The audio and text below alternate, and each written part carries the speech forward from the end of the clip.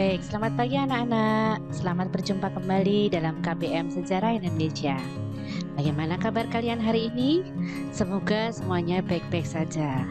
Jangan lupa untuk selalu berdoa setiap hari supaya kita diberi kesehatan, keselamatan, dan kesuksesan. Nah, Nak, hari ini kita akan melanjutkan materi tempo hari 2 minggu yang lalu. Kita sudah sampai pada materi runtuhnya VOC di Indonesia.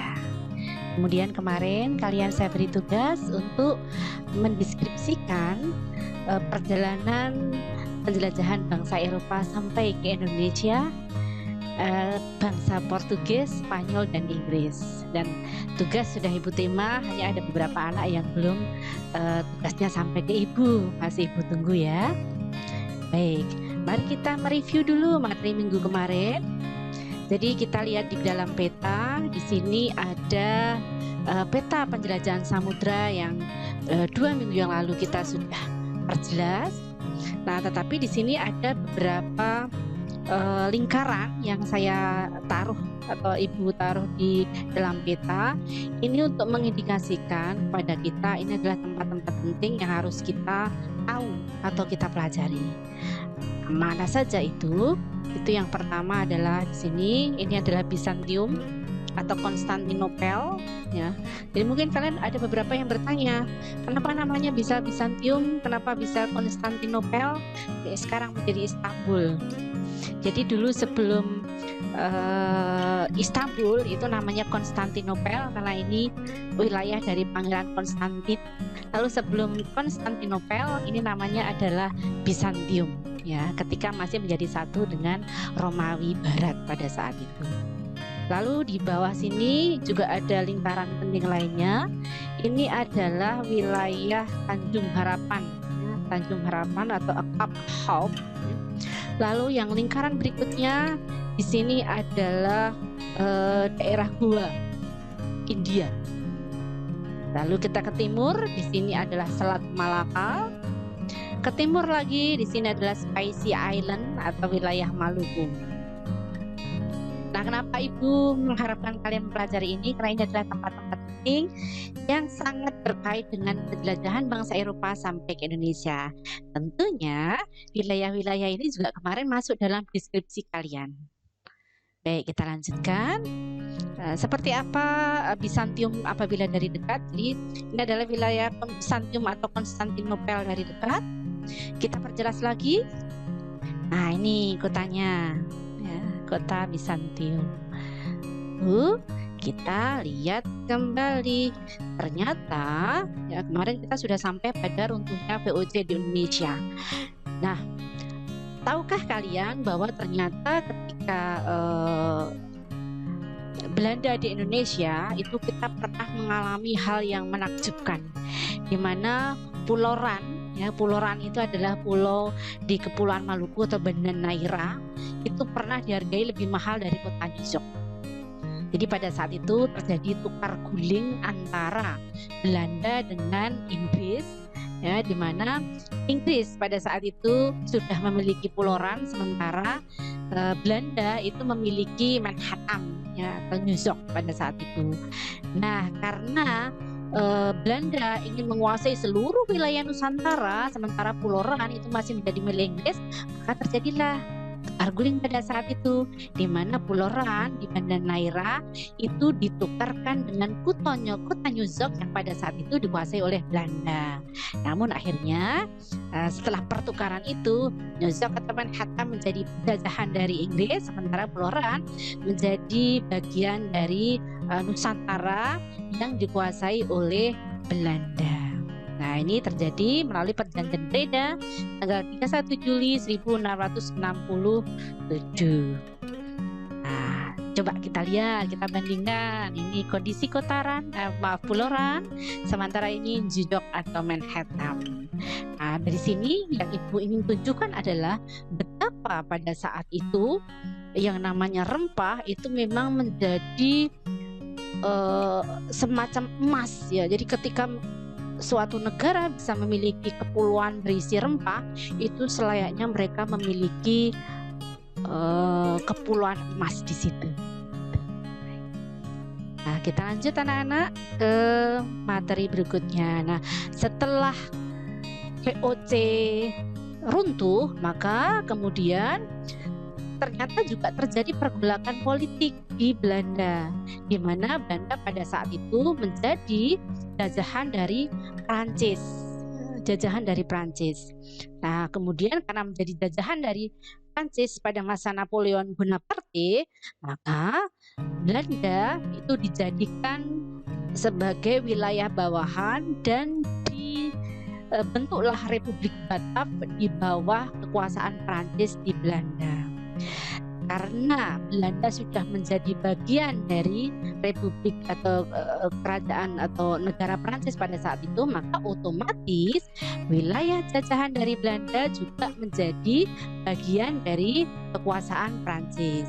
Maka dimulailah kekuasaan Republik Batak di Indonesia.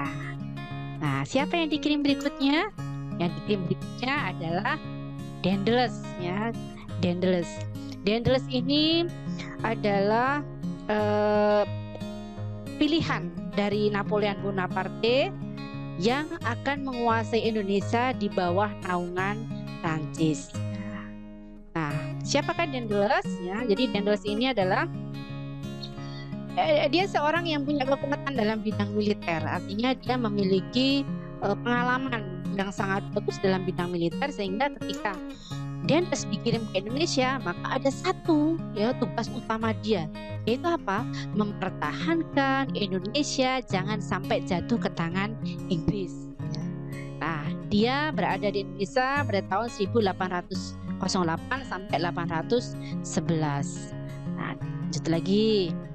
Lalu karena tugas utamanya adalah mempertahankan Jawa, terutama Jawa, yaitu Indonesia dari serangan Inggris, maka dia kemudian membangun berbagai fakta-fakta pertahanan atau tempat-tempat pertahanan untuk mempermudah kerja dia di Indonesia. Maka dibangunlah ini Jalan Anyer Panarukan melalui Kerjaro di sepanjang 1000 km.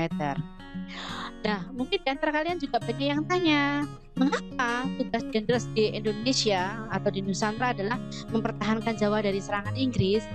Jadi pada saat itu Inggris sudah bisa menguasai Malaka atau Malaysia kalau saat itu. Nah, dengan kekuasaan Inggris di Malaka ke Malaysia, maka dimungkinkan dia bisa menyerang ke Jawa, ya, atau ke selatan atau ke Indonesia. Nah, karena Jawa pada saat itu merupakan pusat dari pemerintahan VOC, maka ketika Batak atau Republik Batak berada di Indonesia juga menjadikan Jawa sebagai tempat penting, sehingga perlu dilindungi dengan sekuat tenaga supaya tidak jatuh ke tangan Inggris. Nah, ini Daendels melaksanakan atau membangun Jalan Anyer Panarukan. Nah, akan tetapi karena Daendels ini adalah seorang dari kan militer atau dari kaum militer, maka kerajaan Daendels di Indonesia otomatis sangat diktator, ya, sehingga menimbulkan banyak perlawanan dari daerah. Nah, karena menimbulkan banyak perlawanan dari daerah dan apabila tidak terbendung, maka itu bisa mengakibatkan stabilitas di Nusantara pada saat itu semakin merosot dan itu akan merugikan Batak di Indonesia. Maka kemudian pemerintahan Batak mengambil alih, ya, Daendels diambil kembali ke Belanda atau ke Batak. Kemudian dikirimlah pengganti Daendels, yaitu Jan Willem Jansen. Nah, Jan Willem Jansen. Tapi sayangnya, ya, itu 1811, sayangnya Jansen ini tidak sekuat atau tidak sebesar Daendels, ya. Dia orangnya lebih halus, lebih lembut, ya, tidak begitu kuat seperti Daendels. Akibatnya apa?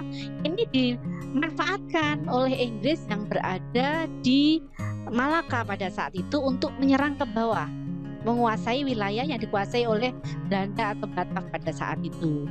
Nah, ini seakan-akan kalau kita tengok kembali ke sejarahnya, jadi Jan Willem Jansen ini pernah ditugaskan di daerah Kap Hap atau Tanjung Harapan. ya. Kemudian juga pernah ditugaskan di daerah India, tapi sayangnya pada saat itu dia kalah bersaing dengan Inggris, Lord Minto pada saat itu. Nah, ternyata itu kembali lagi terjadi ketika Inggris berada di Malaka, William Jensen berada di Jawa atau Indonesia, itu kembali bisa diserang oleh Belanda. Nah, maka akhirnya pada tahun 1811 terpaksa terjadilah perjanjian Tuntang ya, yang mengakibatkan William Jensen menyerah kepada Inggris pada saat itu, yang mana isinya adalah nih, Pulau Jawa dan sekitarnya jatuh ke tangan Inggris. Lalu tentara Daendels atau Belanda menjadi tentara Inggris, dan orang-orang Belanda dapat dipekerjakan oleh Inggris. Nah, mengapa nomor 3 ini ya, orang-orang Belanda dapat dipekerjakan oleh Inggris? Karena pada saat itu Inggris itu masih membutuhkan tenaga administrasi yang sudah mahir. Maka kemudian orang-orang Belanda yang dulunya bekerja di administrasi Belanda itu dimanfaatkan kembali oleh pemerintahan Inggris di Indonesia. Nah, sekarang kita lihat seperti apa pemerintahan Inggris di Indonesia selama 3 tahun ya. Lihat, jadi pemerintahan Inggris di Indonesia itu di bawah kekuasaan Stamford Raffles ya, Stamford Raffles. Nah, ini dari 1811 sampai 1816 ya, tetapi sebenarnya dia hanya 3 tahun. Nah, kenapa bisa melebar sampai 16? Itu karena administratif ya. Jadi tidak usah protes, kok tahunnya beda, nggak apa-apa ya, karena secara administratif memang ketika kekuasaan sudah berakhir tidak bisa berakhir begitu saja. Ada beberapa hal yang harus diselesaikan. Apa yang dilakukan Raffles di Indonesia? Nah, Raffles belajar dari pendahulunya yang ada di Indonesia, yaitu Republik Batak di bawah Daendels dan di bawah Jensen. Nah, karena di bawah Daendels dan Jensen itu Nusantara banyak mendapatkan tekanan, maka Raffles berusaha mengambil hati rakyat Nusantara dengan merombak banyak hal. Ya, contohnya dalam bidang pemerintahan dia mengubah ya, yang dulu adalah monopoli dan sebagainya ya, sistemnya diganti. Dulu ada monopoli pajak dan sebagainya diganti menjadi sistem sewa tanah atau land-rent. Jadi dia menciptakan sistem sewa tanah atau land-rent di Indonesia. Bagaimana mekanismenya? Jadi dalam mekanisme land-rent adalah bahwa semua tanah di wilayah Nusantara adalah milik Inggris, sehingga orang-orang Nusantara atau penduduk pribumi atau penduduk yang berada di Nusantara itu seakan-akan menyewa kepada pemerintah. Apa efeknya? Maka harus membayar pajak kepada pemerintah. Itu namanya sistem sewa tanah. Kemudian mengenalkan sistem uang. Lalu ada sistem pajak in natura. Nah, ada beberapa hal yang dapat kita pelajari yang positif dari masa pendudukan Inggris atau Raffles di Indonesia. Ini adalah pengembangan dalam bidang pengetahuan. Apa saja? Yaitu ditemukannya bunga Rafflesia arnoldii. Jadi memang Raffles ini adalah pecinta tanaman. Maka dia sering sekali pergi ke pedalaman Sumatera, Kalimantan bersama temannya untuk meneliti ya berbagai macam botanikal yang ada di Indonesia. Lalu mendirikan kebun raya Bogor. Lalu menulis buku History of Java. Tampaknya inilah mulai Jawa kemudian dikenal oleh kalangan luas di internasional, terutama di Eropa, karena ada buku History of Java seperti itu. Nah, lalu kekuasaan Inggris akhirnya diakhiri dengan Convention of London. Apa Convention of London? Jadi Convention of London itu adalah perjanjian dari negara-negara Eropa pasca Perancis kalah dalam perang Eropa pada saat itu, di mana dari hasilnya adalah Perancis harus mengembalikan semua wilayah jajahannya, termasuk jajahan dari jajahan tersebut. Nah, pasti bingung. Nah, artinya begini, pada saat itu Belanda berada atau dijajah oleh Prancis. Belanda sendiri memiliki jajahan yaitu Nusantara, di mana pada saat Belanda itu dijajah oleh Prancis, maka Indonesia juga menjadi jajahan dari Prancis. Nah, kemudian melalui Convention of London, ya, Prancis harus mengembalikan itu semua. Akibatnya apa? Akibatnya adalah ketika Inggris menguasai Indonesia, itu berarti menguasai miliknya Prancis pada saat itu. Maka ketika terjadi Convention of London, semua dikembalikan, ya, semua dikembalikan, termasuk wilayah jajahan dari jajahan putih. Nah, maka efeknya apa? Indonesia akhirnya dikembalikan oleh Inggris kepada Belanda. Nah, maka kemudian Belanda kembali menguasai Indonesia, dan sekarang yang menguasai adalah resmi pemerintah kolonial Belanda. Nah, ini terjadi pada tahun 1816, ya. Yang pertama dikirim ke sini menjadi pemimpin Indonesia adalah Van der Capellen. Nah, Van der Capellen, tapi ketika Van der Capellen Indonesia ternyata tidak memiliki kemajuan atau tidak mencapai kemajuan, maka kemudian digantilah oleh Van den Bosch. Nah, siapakah Van den Bosch? Jadi Van den Bosch ini adalah seorang ahli ekonomi. Maunya Belanda, karena pasca dijajah oleh Prancis itu Belanda menjadi negara yang sangat terpuruk, sangat miskin di Eropa pada saat itu. Maka ketika mengirimkan Van den Bosch, seorang ahli ekonomi, diharapkan nanti Van den Bosch ini bisa menjadikan Indonesia sebagai sumber ekonomi Belanda yang akan mengisi kas kekosongan Belanda pada saat itu. Maka tugas utamanya adalah mengisi kekosongan kas Belanda. Lalu apa yang dilakukan oleh Van den Bosch di Indonesia? Nah, dia menciptakan Kulturstelsel, ya, Kulturstelsel, yaitu aturan untuk menanam komoditi yang saat itu sedang laku di pasaran Eropa. Apa saja? Ada kopi, tebu, kina, kapas, dan lain-lain. Ya, kalau dulu Indonesia hanya menjadi pasar rempah saja atau menjadi sumber rempah saja. Nah, ini dikembangkan oleh Daendels, ya, dikenalkanlah beberapa tanaman yang sangat laku di Eropa. Mulailah pertanian di Indonesia, ya, pertanian kopi, tebu, dan kina. Nah, kita lihat perkembangannya seperti apa. Kenapa tuh Kulturstelsel itu kok kemudian dalam perjalanannya sangat menjadikan Indonesia menderita? Kita lihat. Jadi memang sebenarnya aturan Kulturstelsel itu cukup baik. Saya bilang cukup baik karena artinya masih ada sifat-sifat atau sikap manusiawi di situ. Nah, kita lihat di sini ya perbandingannya, ya. Ini kalau dalam aturan asli itu luas tanah yang dipakai tidak boleh melebihi dari 1/5 tanah penduduk desa. Tapi ternyata kenyataannya, nah ini rencana, aturan, kemudian ini pelaksanaan. Tanah yang digunakan ternyata 1/3 dan bahkan setengah dari lahan pribumi. Ya, tidak penduduk desa, jadi lahan pribumi. Lalu yang kedua, tanah untuk tanam pasar dibebaskan dari pajak. Ternyata tetap dikenai pajak. Jadi selain para petani itu bertani, ya, melalui pertanian tanah pasar tadi, dia tetap dikenakan pajak dari itu. Kemudian yang ketiga, jika nilai hasil melebihi pajak, maka kelebihannya dikembalikan kepada rakyat. Ternyata tidak dikembalikan kepada rakyat. Padahal ini harusnya menjadi keuntungan rakyat, ya, karena overproduksi. Lalu yang keempat, penduduk yang bukan petani diwajibkan bekerja di perkebunan atau pabrik-pabrik milik pemerintah selama 65 hari dalam 1 tahun.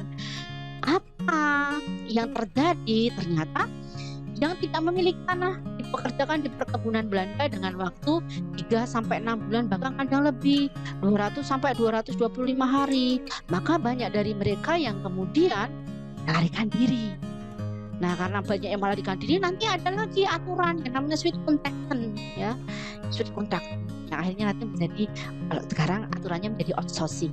Lalu kegagalan panen ditanggung oleh pemerintah, tapi ternyata kerusakan tetap ditanggung oleh petani. Maka dapat kita lihat betapa penderitaan petani pada saat itu berlimpah-limpah. Sekarang kita lihat dampaknya. Apa dampaknya bagi bangsa Indonesia? Nah, kita lihat dampaknya, yaitu meningkatkan hasil tanaman ekspor. Jadi bagi Belanda otomatis positif. Belanda mendapatkan keuntungan besar, mengisi kas kekosongan Belanda yang tadinya adalah kosong menjadi isi surplus, bahkan melunasi hutang-hutang Belanda, menjadikan Amsterdam sebagai pusat perdagangan hasil tanaman tropis. Lalu bagi Indonesia bagaimana? Ada negatifnya, ada positifnya. Negatifnya lebih banyak, yaitu kemiskinan dan penderitaan fisik. Ada beban bacaan yang berat. Adi banyak mengalami kegagalan panen, kelaparan dan kematian.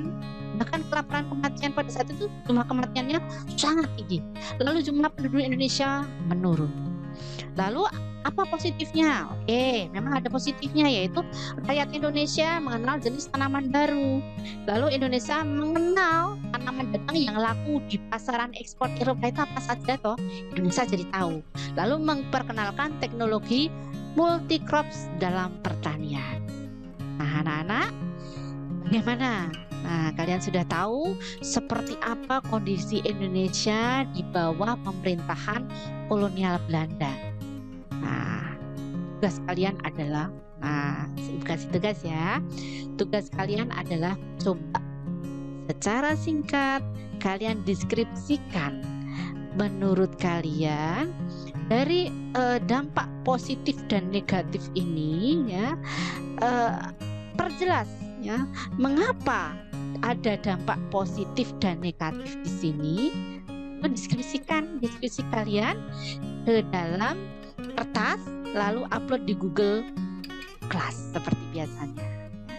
Baik, anak-anak, pertemuan kita akhiri sampai di sini. Minggu depan kita lanjutkan lagi, bahwa ternyata nanti di negeri Belanda sendiri terdapat kritik dari rakyatnya sendiri dengan kondisi yang ada di Indonesia seperti apa. Nanti kita lanjutkan minggu depan. Selamat tinggal dan sampai jumpa pada pertemuan berikutnya.